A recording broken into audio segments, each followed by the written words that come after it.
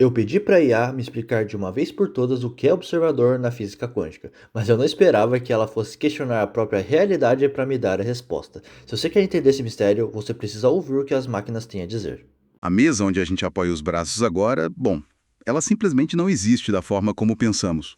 Pois é. Na verdade, a física moderna sugere que a solidez do mundo, tipo aquele som seco quando batemos os nós dos dedos na madeira, sabe? Aham, aquela resistência física que a gente sente. Exato. Essa resistência é, no fundo, uma ilusão estatística. A expectativa diária de quem está ouvindo isso é de que a matéria seja binária, né? Ou algo está lá ou não está. Com certeza. E é bem aí que a intuição falha. Sim. Quando olhamos de perto, essa certeza desmorona completamente. E essa quebra de expectativa é tipo o que torna o estudo da realidade tão desorientador. Nós abandonamos aquela engenharia clássica e entramos numa paisagem, nossa, muito mais nebulosa. Muito mais confusa, né? Sim. A matéria sólida se dissolve em campos de probabilidade. Vira matemática pura e teoria da informação. Loucura. O que a gente considera tangível passa a ser apenas o estado mais provável de um sistema que é incrivelmente caótico. É a definição absoluta de águas turvas da física, sem dúvida. E é exatamente por isso que a nossa missão na análise profunda de hoje é mergulhar de cabeça nessas águas. Isso aí. Vamos explorar a verdadeira natureza da realidade física, acompanhando como o universo passa de um estado de pura probabilidade para esse mundo sólido que a gente habita. Uhum. E o nosso objetivo com essas fontes hoje é desmistificar o jargão quântico, né? Exatamente. Entender de uma vez por todas o que realmente significa o termo observador, sem cair em misticismos, e investigar uma hipótese formidável. Será que o universo é, no fundo, um gigantesco computador? Essa parte é fascinante. Quanto à curiosidade filosófica, tudo de forma acessível. Bom, e o primeiro passo para entender esses mecanismos é desconstruir alguns mitos, sabe? Aqueles que se acumularam ao longo de décadas de divulgação científica. Sim, tem muito mito. Precisamos começar pelo maior mal-entendido de todos, que é o papel da observação na mecânica quântica.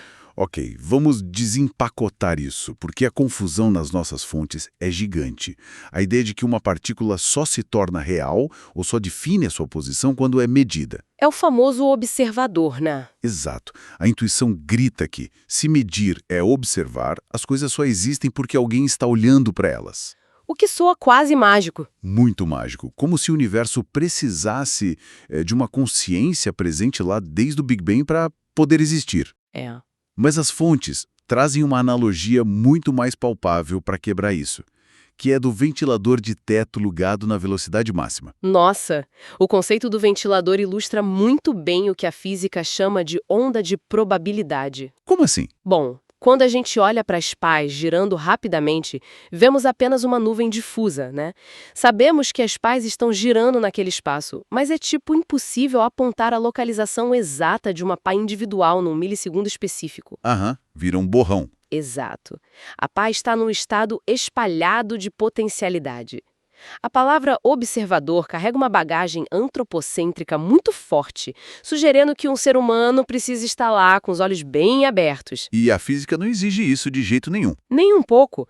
O que é fascinante aqui é que medir nesse contexto não é um olhar passivo. Porque se alguém acidentalmente colocar o dedo no meio desse ventilador girando, A interação acontece na hora.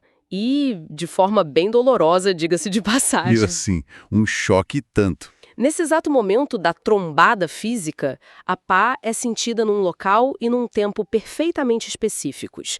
O ventilador não deixou de existir antes desse toque. Ele apenas operava num estado onde a posição não estava resolvida. Entendi. Então, na física quântica, medir é uma interação mecânica. É um esbarrão. É um choque, exato. Um simples átomo de oxigênio esbarrando num elétron no vácuo do espaço já atua como um observador fenomenal. Peraí, um átomo atua como observador. Sim, ele extrai informação do sistema através do impacto. Incrível. A tradição filosófica, que remonta até Aristóteles nas nossas fontes, descreve isso de uma forma elegante. Como eles colocam? A onda de probabilidade quântica é a potência, ou potência, a probabilidade latente de existir num certo estado. E a interação física, esse choque, obriga a passagem da potência para o ato, o actus. Então, o colapso da função de onda não é mágica. É apenas a atualização brusca de uma realidade que já estava lá, só aguardando uma interação. Certo. A onda colapsa quando tromba com outra coisa e vira uma partícula com posição. Mas olha só, se a gente pensar na linha do tempo do cosmos, isso nos joga num paradoxo colossal. O paradoxo do início, né? Exato. Se para uma onda quântica colapsar e virar algo concreto, ela precisa interagir com algo que já existe. Como ocorreu o primeiro colapso no início do universo? É uma excelente pergunta. Como o primeiro dominó caiu no Big Bang se teoricamente não havia nada formado ainda para esbarrar nessa nuvem primordial? Parece um regresso ao infinito, um loop que não fecha. Bom, essa contradição surge porque a gente ainda fica preso àquela imagem mental clássica de que o universo é um grande espaço vazio com partículas flutuando de um lado e ondas do outro. E não é assim. Não. Para resolver esse paradoxo, a teoria de campos quânticos, a QFT, oferece uma mudança de paradigma. Tá, me explica essa mudança. Não existem partículas como bolinhas de bilhar sólidas. O universo primordial e o atual também deve ser imaginado como um oceano infinito e contínuo de campos de energia. Como se a base da realidade fosse a própria água desse oceano cósmico, então. Exato. E nesse cenário, a onda é uma vibração suave se propagando por essa água. Aham. E o que a gente chama de partícula? O que chamamos de partícula não é um objeto estranho afundando no oceano. É um pico extremamente denso e concentrado da própria energia da água. Ah, tipo uma onda que ficou tão espremida que parece algo sólido. Isso. Ela se localiza e se comporta como matéria. Mas a minha dúvida continua. O que forçou esse oceano primordial a criar o primeiro pico denso se não havia nada, nenhuma pedra para ser jogada na água? A resposta está na própria estrutura do espaço-tempo e na força da gravidade. Gravidade. Sim, o Roger Penrose formulou uma hipótese brilhante sobre isso nas fontes. A gravidade não é apenas mais uma força, ela curva o próprio tecido da realidade. Certo. Nos instantes iniciais do Big Bang, a densidade dessa nuvem de probabilidade era tão extrema, mas tão extrema, que começou a distorcer severamente o espaço-tempo ao seu redor. Uau! Então a própria gravidade da nuvem atuou como gatilho. Exatamente. Atuou como medidor universal.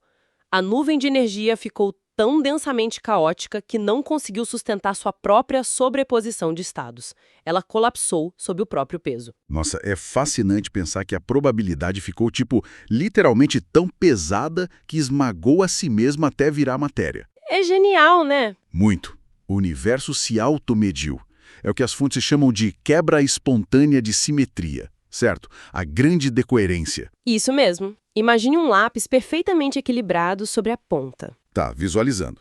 Ele está num estado simétrico, com a probabilidade igual de cair para qualquer lado. Uhum. Mas a menor flutuação na gravidade faz o lápis escolher uma direção e cair. A simetria se quebra. A grande decoerência no Big Bang foi exatamente isso. Entendi. O ambiente primordial era tão absurdamente comprimido que o estado difuso simplesmente desmoronou e as coisas começaram a esbarrar umas nas outras sem parar. Exato, forçando a realidade a assumir forma sem precisar de um humano olhando. Só que isso nos leva ao outro mistério profundo. Já que o universo, a partir desse colapso, escolhe uma forma física, o lápis cai, por que esse processo é uma via de mão única? A flecha do tempo. Sim, se a mecânica quântica lida com probabilidade e energia se reorganizando, por que o ovo quebra quando cai da mesa, mas a gente nunca vê os pedaços se juntarem espontaneamente e voarem de volta para a casca? Por que não desquebra? Bom, se conectarmos isso ao quadro geral, para entender o porquê de não voltarmos no tempo, precisamos introduzir a força motriz oculta desse sistema todo. Que é a entropia. Exatamente, a entropia. As fontes dizem que a entropia atua como uma taxa de transação cósmica. O preço que o universo paga para que as coisas deixem de ser ondas e passem a ser fatos concretos. E a mecânica disso é muito reveladora. Na teoria matemática pura, lá no quadro branco do físico, a equação de Schrödinger é reversível. Dá para tocar a fita de trás para frente na matemática. Matematicamente, sim. Mas na prática, na realidade física, a medição causa a tal da decoerência. Que é o vazamento de informação, certo? Isso. Quando o dedo bate na pá do ventilador, a informação daquele estado quântico isolado vaza e se enreda com o ambiente ao redor. É como se o segredo da partícula fosse fofocado para o resto do universo. Nossa, essa metáfora da fofoca é muito boa e bem precisa. E cada átomo vizinho reage e espalha a notícia. Aham. Essa dispersão irrefreável aumenta a desordem sistêmica global. E a segunda lei da termodinâmica é implacável. A entropia num sistema fechado sempre tende a aumentar. Você não consegue reunir a fofoca toda e enfiar de volta na boca de quem falou. Nem um pouco. O tempo só flui para frente porque desfazer essas medições exigiria diminuir a entropia global. O universo não permite isso. A entropia dita o ritmo do colapso quântico. Caramba! Então a gente vive na esteira contínua desse vazamento de informação. Sim, surfando na entropia. Bom, entendido esse fluxo do tempo, a gente precisa conectar isso à estabilidade do nosso mundo macroscópico. Certo? Como esse oceano microscópico de caos consegue construir a engenharia hiperrígida do nosso mundo, tipo semicondutores e vigas de aço? É aí que entra a física e estatística. Nas fontes, eles usam a analogia de jogar moedas. Se jogarmos 3 moedas para cima, o resultado é caótico. Mas se jogarmos trilhões de moedas, o sistema atinge um equilíbrio altamente previsível por causa dos grandes números. Exato, vira estatística pura. Mas a minha dúvida, e que eu jogo para você agora, é: por que as partículas do universo obedecem a padrões restritos, tipo cara ou coroa? Essa restrição estrutural vem das propriedades dos férmions. Fermions. Sim, que são a categoria de partículas que formam toda a matéria tangível. O elétron, os quarks, todos são férmions. E eles possuem uma característica matemática chamada spin, que atua de forma binária. A binária. Isso. Um elétron só pode ter o spin apontado para cima ou para baixo, mais meio ou menos meio. Essa é a restrição fundamental de cara ou coroa. E essas moedas microscópicas são governadas por uma regra intransigente, né? O princípio de exclusão de Pauli. Isso. O princípio de exclusão de Pauli é tipo o verdadeiro arquiteto da solidez. Ele dita que 2 férmions idênticos não podem ocupar o exato mesmo estado quântico simultaneamente. Não podem ocupar o mesmo espaço. Se a natureza tentar espremer 2 elétrons no mesmo espaço com o mesmo spin, o universo gera uma imensa força de repulsão. Eles são obrigados a se empilhar em diferentes camadas. Construindo a química como a gente conhece. Exato. A resistência que você sente ao bater na mesa de madeira é, em última instância, as nuvens de elétrons da sua mão sendo repelidas pelas nuvens da madeira por causa dessa exclusão de Pauli. O universo proíbe a sobreposição, mas tem um detalhe sobre essas partículas que desafia qualquer lógica macroscópica. Qual? A indistinguibilidade. Nossa, sim, é um conceito super anti-intuitivo, mas altera toda a compreensão da realidade. Explica para quem está ouvindo porque isso me bugou um pouco nas fontes. Bom, os férmions não têm número de série, não têm arranhões, não têm digitais. E elas são cartazes. Um elétron, aqui na Terra, é matemática e fisicamente idêntico a um elétron lá em Marte ou no núcleo de uma estrela distante. Não existe o meu elétron e o seu elétron. Então, se pudéssemos trocar a posição de todos os elétrons do universo num estalar de dedos, nada mudaria. Absolutamente nenhuma propriedade do cosmos seria alterada, são genéricos. Uau! Então, o nosso mundo clássico e sólido é simplesmente o macroestado mais provável resultante do equilíbrio de trilhões de microestados quânticos indistinguíveis. Exato. A estabilidade de uma ponte é um triunfo da estatística sobre a incerteza quântica. O que, inevitavelmente, nos empurra para a beira de um precipício filosófico brutal agora. Eu imagino onde você vai chegar com isso. Pois é. Se a realidade inteira é apenas matemática encontrando cegamente seu estado estatístico de maior probabilidade, isso elimina a necessidade de um criador. E aí a gente entra no grande debate. Sim. Então, o que tudo isso significa? E, olha, um aviso crítico para quem está acompanhando a gente. A nossa análise aqui não toma nenhum partido, de forma alguma. Claro. Nosso objetivo é apenas reportar de forma totalmente imparcial esse debate gigantesco e profundo que está mapeado nas fontes originais. Com certeza. E é um divisor de águas na forma de interpretar a ciência, sabe? A tensão entre acaso estatístico e ajuste fino. Exato. Vamos começar pela visão materialista? A visão materialista apoia-se firmemente nessa matemática estatística e frequentemente usa hipóteses como o landscape da teoria das cordas e o conceito de multiverso. A ideia de que existem trilhões de universos paralelos, né? Isso. A lógica deles é elegante. Se a criação gerou inúmeras bolhas cósmicas com regras diferentes, nós não somos especiais. Nós só existimos neste universo porque somos o pico estatístico de um acaso. É o princípio antrópico? Exatamente. Se a moeda tivesse caído diferente, gerando uma força nuclear ligeiramente mais fraca, o universo seria só um mar estéril de buracos negros. E a gente não estaria aqui para gravar esse áudio. Óbvio. Nós observamos um universo perfeito porque universos imperfeitos não produzem observadores. Faz sentido. Faz. Mas do outro lado do debate, temos filósofos e cientistas de tradições teístas ou teleológicas, influenciados pelo pensamento de Tomás de Aquino, por exemplo. E o que eles dizem ao olhar para os mesmos dados? Eles olham para o ajuste fino. Eles focam nas dezenas de parâmetros arbitrários da natureza, o peso milimétrico de um elétron, a constante gravitacional, e questionam o fundamento das regras. A estatística dita as regras do jogo, mas quem desenhou as moedas para terem o peso exato capaz de permitir a vida? Exato. O Eugene Wigner, que ganhou o Nobel de Física, abordou isso no ensaio sobre a irrazoável eficácia da matemática. Por que o universo segue regras matemáticas de forma tão obstinada? As fontes destacam bem a diferença entre o como e o porquê. Isso. A ciência explica o como, os mecanismos da estatística, do Big Bang, mas a filosofia teísta lida com a causa no ser, o porquê existe alguma coisa. Para eles, essa precisão sugere que a matemática é a linguagem de um logos, de uma inteligência e não um acidente. E essa menção a uma linguagem racional por trás das coisas forma a ponte perfeita para o nosso próximo ponto. A teoria da informação. Isso. Se o universo opera baseado em regras matemáticas tão precisas, processando estados binários como sim e não, ou o spin cima e baixo, o universo seria, na essência, um computador. A interseção entre a mecânica quântica e a teoria da informação tem impulsionado muito essa ideia. O John Wheeler resumiu isso na famosa frase "it from bit". It from bit. Explique esse conceito. A premissa sugere que cada partícula, o it, a coisa física, deriva sua existência de respostas binárias, o bit, a perguntas que o universo faz a si mesmo em nível fundamental. Então a matéria e a energia seriam subprodutos de dados? Sim, a informação seria a matéria-prima da realidade. Mas espera aí. Se a gente constrói um computador quântico dentro do laboratório, que já estaria dentro desse grande computador universal, não estaríamos violando as leis da termodinâmica?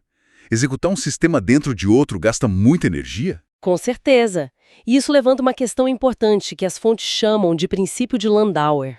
O imposto térmico. Isso. Apagar um bit de informação gera calor irreversível. Toda vez que um dado é apagado, o universo cobra um custo entrópico. Como a gente contorna o superaquecimento do cosmos, então? A analogia usada é a de uma máquina virtual, da computação clássica. Como um computador rodando outro sistema operacional dentro dele. Exato. Ele não cria hardware novo, ele isola uma partição da memória.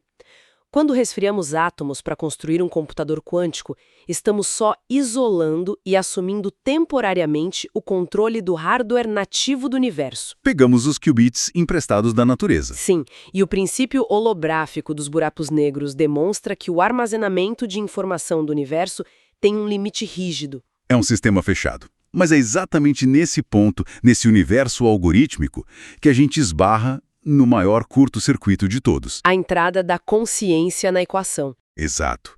Se o cosmos é limitado por algoritmos lógicos e leis térmicas, como a mente humana existe? A consciência humana desafia a ideia de um universo 100% algorítmico. Desafia muito. E é aí que entra o paradoxo de Gödel. Os teoremas da incompletude. Isso. Nos anos 30, o Kurt Gödel provou que nenhum sistema lógico ou computacional consegue provar sua própria consistência usando apenas suas regras internas. O algoritmo sempre terá pontos cegos fundamentais. Exato. Haverá afirmações lógicas verdadeiras que o algoritmo não tem capacidade de acessar de dentro da própria caixa. E isso embase o argumento de Lucas Penrose nas nossas fontes, né? Sim, pelo argumento deles, se o universo é só um computador gigante e o cérebro é só um software, a gente estaria preso aos limites de Gödel. Mas nós não estamos. A mente humana consegue olhar para a matemática do universo e perceber essa incompletude do lado de fora. Nossa capacidade de perceber verdades abstratas, além do algoritmo, prova que a essência da consciência talvez não seja apenas um algoritmo processável. O Roger Penrose chega a sugerir que a estrutura dos microtúbulos no cérebro age como hardware quântico não computável. Se o cérebro percebe a limitação do sistema, a mente enxerga além do código. É a grande reviravolta. O que amarra a nossa jornada de forma muito profunda. Começamos descobrindo que não precisamos estar olhando para a Lua para que ela exista e ela interage consigo mesma. Exato. Mergulhamos no Big Bang como a grande decoerência, passamos pelas engrenagens probabilísticas e pela entropia e esbarramos no limite lógico da nossa própria mente tentando decodificar o software do cosmos. E esse conhecimento é altamente aplicável para nossa audiência no dia a dia. Como assim? Muda a percepção fundamental. A mesa em que quem está ouvindo agora se apoia ou o dispositivo de onde escutam este áudio não são coisas inertes. São um milagre estatístico, né? Sim, um milagre de trilhões de estados quânticos estabilizados pela entropia a cada microsegundo. Sensacional. E para fechar esse mergulho de hoje, quero deixar um pensamento muito provocativo final, baseado num último detalhe das fontes. Nanda. As fontes mencionam brevemente que a criptografia quântica funciona justamente porque os estados quânticos são impossíveis de serem copiados com perfeição graças ao teorema da não clonagem. A física proíbe pirataria perfeita. Exato. Se a nossa consciência opera nesse mesmo nível quântico e não computadoral como sugere o Penrose, será que o eu, a nossa consciência individual, é na verdade a mensagem criptografada perfeita? Uau! Um código que o próprio computador do universo não consegue hackear ou copiar. Fica aí o questionamento para quem nos acompanha. Continuem batendo na mesa de madeira, aproveitem a ilusão estatística, mas continue questionando as estruturas invisíveis da realidade. Até a próxima Jornada Profundo.